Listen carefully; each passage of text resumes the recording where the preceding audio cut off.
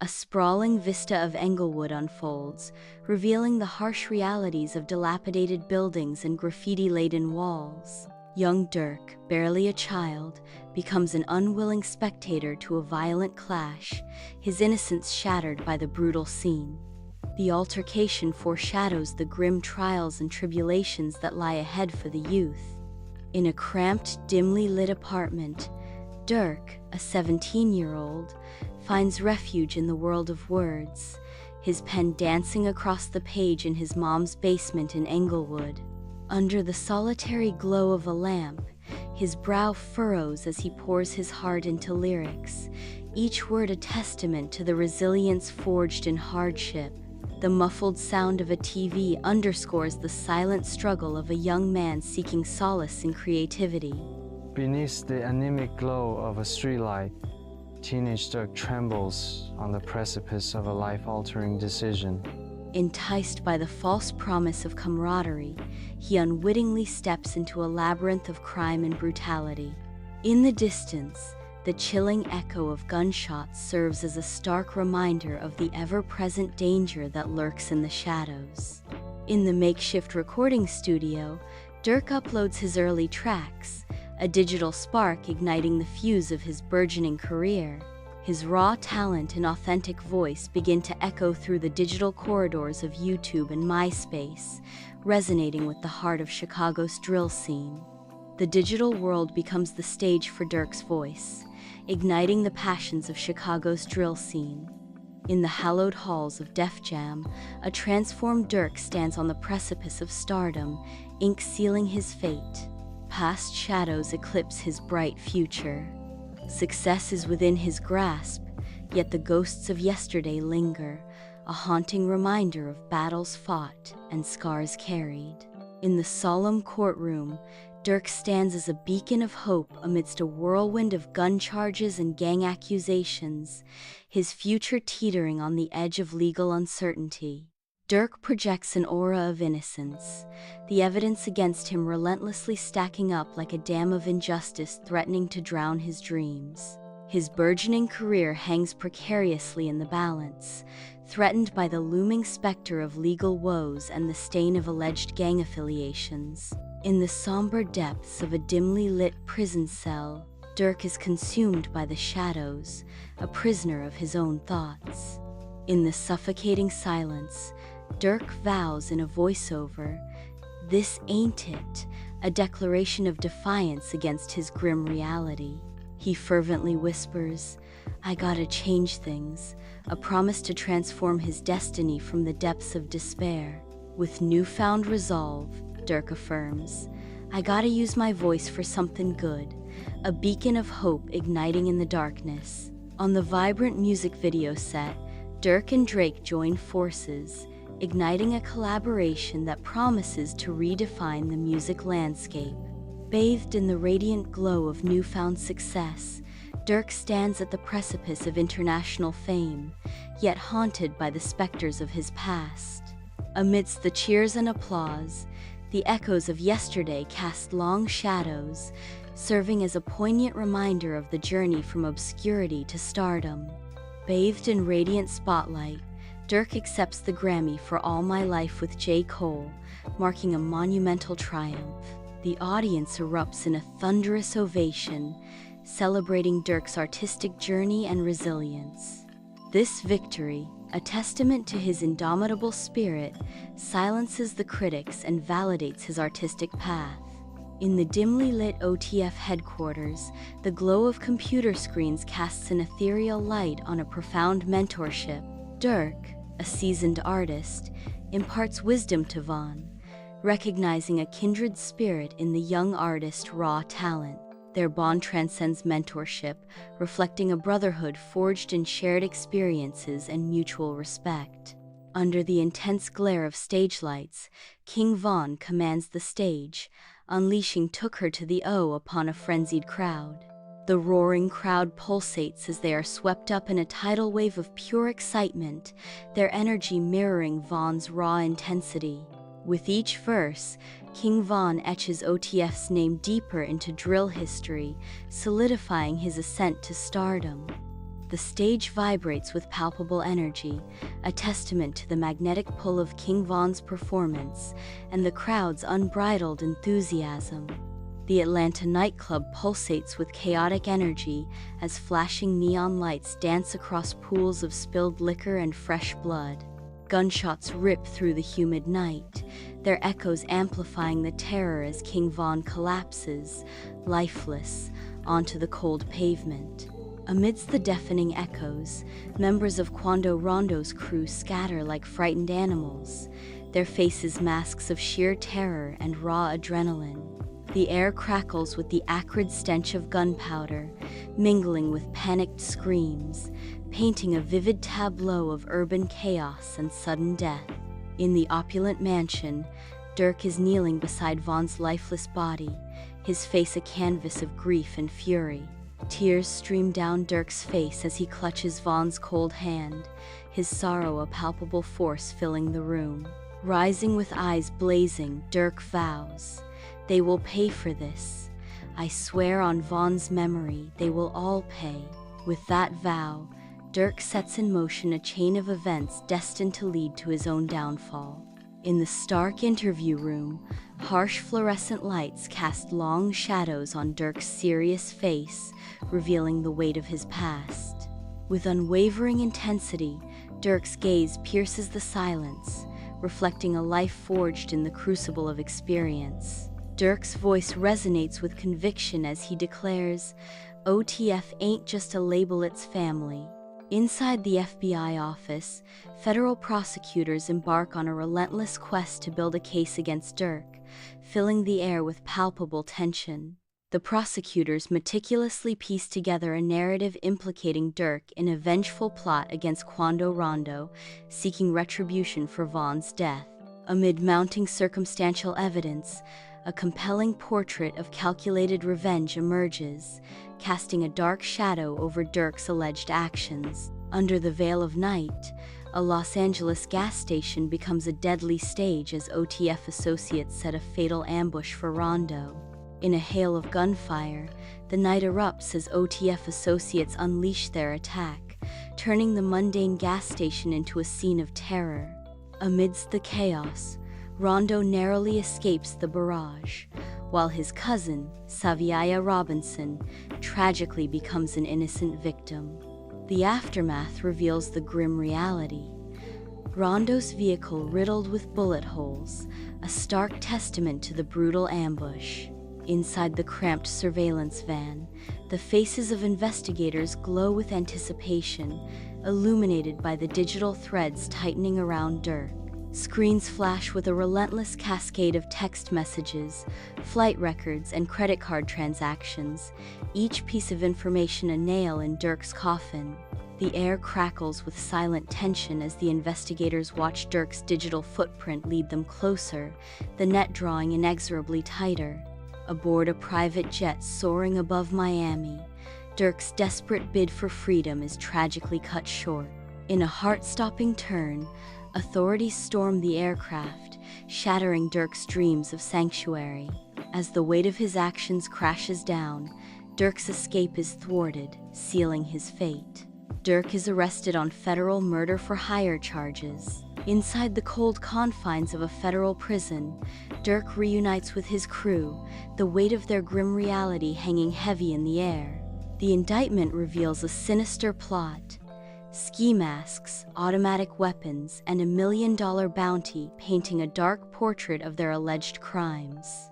The $1 million bounty on Rondo's life casts a long shadow, deepening the sense of impending doom within the prison walls. Amidst a frenzied swarm of fans and media, Durk faces the gravity of federal charges, his arrival igniting a maelstrom of flashing lights and desperate cries. Dubbed the voice of vengeance by the headlines, Durk's public image is shattered, a stark contrast to the glory of his Grammy-winning days. The courthouse looms ominously, its imposing structure serving as a silent judge over Durk's fate as the weight of public scrutiny bears down upon him. Inside the cold confines of a Los Angeles federal prison cell, Durk sits on his bunk, shrouded in shadow and introspection. Haunted by the echoes of his past, Durk whispers, "How did I get here?" One wrong turn after another. Durk reflects with resignation. Now, this, as reality crashes down around him. In the solemn courtroom, the trial commences as prosecutors unveil damning evidence, painting Durk as the mastermind behind a sinister murder-for-hire plot. Amidst the tension, the defense rises, vehemently claiming Durk is an innocent pawn ensnared in a web of deceit and betrayal. Evidence is presented, and the courtroom is filled with anticipation. Inside the courtroom, conflicting testimonies clash, painting a fragmented picture of the events leading up to the shooting. The jury, a tableau of divided opinions, absorbs the conflicting narratives with solemn intensity. Amid the legal drama, the weight of justice hangs heavy, threatening to tip the scales. In the tense courtroom, Durk strides confidently to the stand, the weight of scrutiny heavy on him. With practiced ease, Durk raises his hand, his gaze a mixture of defiance and vulnerability as it sweeps across the jury. With unwavering resolve, Durk declares, "I deny any involvement in this plot. These accusations are baseless." His voice filled with conviction, Durk defends himself. "In being targeted because of my fame, my past. They're trying to tear me down." In the somber courtroom, the jury sits in silence. Their faces a canvas of exhaustion and frustration. Days of relentless debate have led to an impasse, leaving the jury deadlocked and the courtroom heavy with unspoken words. The judge's grave voice echoes through the courtroom, pronouncing the dreaded words. "Due to the jury's inability to reach a unanimous verdict, I am declaring a mistrial." A wave of shock and disbelief washes over the courtroom as the mistrial is declared, leaving the fate of justice hanging precariously in the balance. Durk is freed on bail, the echoing clang of the steel door marking his exit from the oppressive confines of his prison cell. Released from his shackles, Durk rubs his wrists, a silent testament to the physical and emotional weight of his ordeal. The narrative voice ominously warns, his legal troubles are just beginning. His freedom is fleeting as a retrial looms, threatening to plunge him back into the abyss of a lengthy prison sentence. Durk returns to Englewood, his presence igniting a volatile mix of admiration and doubt among the watchful eyes. The air crackles with unspoken questions as Durk navigates the familiar streets, his every step a testament to transformation. A palpable tension hangs in the air as Durk moves through Englewood. Alone in his opulent mansion, Durk is haunted by the shadows of his past, wrestling with the legacy he will leave behind. His jaw tightens as he contemplates his legacy. A chilling question echoes. Will he be remembered as a voice for the voiceless, or as a symbol of violence and recklessness? He reflects on the profound uncertainty of his future impact, caught between redemption and infamy. In the dimly lit recording studio, the glow of the mixing board and computer screen casts an eerie light on Durk, a lone figure immersed in his craft. His brow furrowed in concentration, Durk adjusts the mic, takes a deep breath, and prepares to unleash his soul into the microphone. In a moment of raw vulnerability, Durk's voice, usually assertive, now carries the weight of his struggles and reflections. Through his rap, Durk proclaims, "Yeah, they trying to bring a young king down, but him too strong," his words echoing with defiance and resilience. He continues, laying bare his soul with the lines. "Legal battles all around, gotta stay headstrong, reflecting on my past, trying to make amends. This ain't just music, this is how my story ends, or begins." The retrial begins as prosecutors, with grim determination, meticulously prepare their case, setting the stage for a decisive legal showdown. New evidence is unveiled with calculated precision, each document a potential turning point in the relentless pursuit of justice. The air crackles with anticipation as the weight of justice hangs heavy, poised to either condemn or acquit. In the tense courtroom, the defense team rises, their faces etched with a fierce determination. They begin a vigorous defense, dissecting every statement with sharp precision. Each challenge to the prosecution's witnesses is delivered with pointed questions, cutting through the silence. The courtroom air crackles with tension as the battle for truth intensifies. Inside the solemn courtroom, the exhausted jury sits, surrounded by scattered papers, after days of fruitless deliberation. With a weary resignation, the judge declares, "The jury has once again been unable to reach a unanimous verdict. I declare a mistrial." The courtroom hangs in stunned silence as the weight of the mistrial announcement settles over everyone. In the stark confines of his prison cell, Durk is haunted by the cold reality of his dire circumstances. The dim light etches lines of exhaustion and despair onto Durk's face, as the weight of a potential third trial crushes his spirit. His gaze lost in the blank wall, Durk grapples with the fading embers of hope. In the heart of Englewood, a community stands visibly divided, torn between faith and judgment. Faces etched with worry and defiance reflect the deep chasm of uncertainty surrounding Durk's innocence. From darkened porches, hardened gazes pierce through the crowd, demanding justice and retribution. The air crackles with tension as neighbors clash in heated debates, their voices echoing through the divided streets. In the crucible of public opinion, Durk's fate hangs precariously, swayed by the conflicting tides of belief and doubt. In the opulent confines of Durk's mansion, a circle of loved ones gathers, their presence a fortress against the shadows. Each word of comfort is a ray of hope, piercing through Durk's despair and fortifying his resolve. Their collective strength forms an invisible shield, warding off the encroaching darkness and whispering promises of brighter days. In the solemn courtroom, prosecutors extend a plea deal to Durk, offering a glimmer of hope amidst the looming shadows of justice. Echoes through the courtroom, hinting at a pivotal decision. He can plead guilty to a lesser charge in exchange for a reduced sentence. The offer of a reduced sentence hangs in the air, a tempting yet treacherous path for Durk. In the solemn courtroom, Durk stands before the judge, the ghosts of past trials casting long shadows of doubt. Durk nods slowly, deliberately embracing his fate, as the narrator reveals. Durk accepts the plea deal. He is avoiding a third trial and a potentially lengthy prison sentence.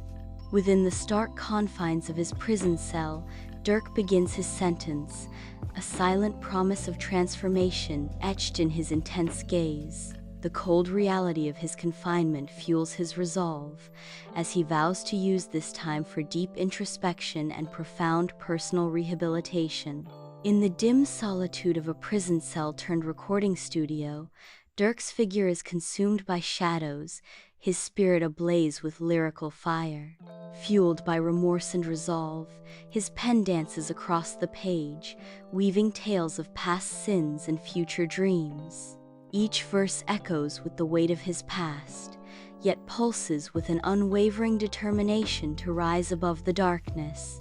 In the heart of the prison, a scarred metal table becomes the epicenter of reunion under the sterile gaze of fluorescent lights.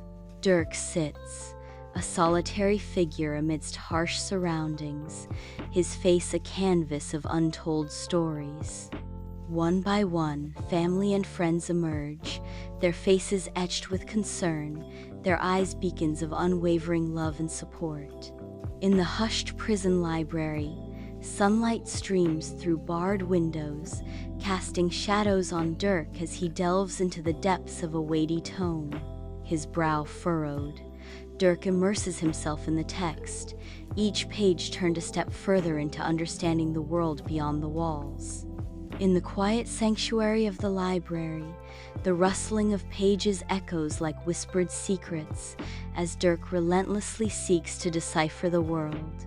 Sunlight streams through the stained glass windows of the prison chapel, painting the scene with colorful patterns as Durk kneels in desperate prayer. His head bowed, Durk's hands are clasped tightly, a silent plea escaping his lips as he seeks redemption from the shadows of his past. Each silent word is a battle against despair, etched into the hardened lines of Durk's face as he confronts the weight of his sins in the solitude of the chapel. Inside the prison workshop, Durk immerses himself in the meticulous task of sanding wood, a stark contrast to the harshness of his surroundings. Concentration etches lines on Durk's face as he seeks solace and purpose in the simple act of creation. The workshop air is thick with the smell of sawdust and varnish, a constant reminder of both the labor and the possibility of transformation. In the sterile confines of the prison therapy room, sunlight piercing through barred windows casts stark shadows, revealing Durk's palpable unease. Durk's restless movements and averted gaze hint at unspoken tensions simmering beneath the surface. Dr. Amarat's gentle demeanor offers a beacon of hope amidst the harsh reality of the prison environment. In the dim solitude of a prison cell, Durk drifts into a dreamscape, seeking solace from the harsh reality. In a dreamlike echo, King Von's voice resonates. "Durk, stay strong, man." In the dream, King Von's words echo, urging Durk to "Don't let them break you. Never give up hope." Durk steps out of the prison release office, now a free man, yet the prison bars seem to linger in the haunted depths of his eyes. Though physically free, the harsh realities of his past continue to haunt Durk, casting a shadow over his first steps into a world that feels both familiar and foreign.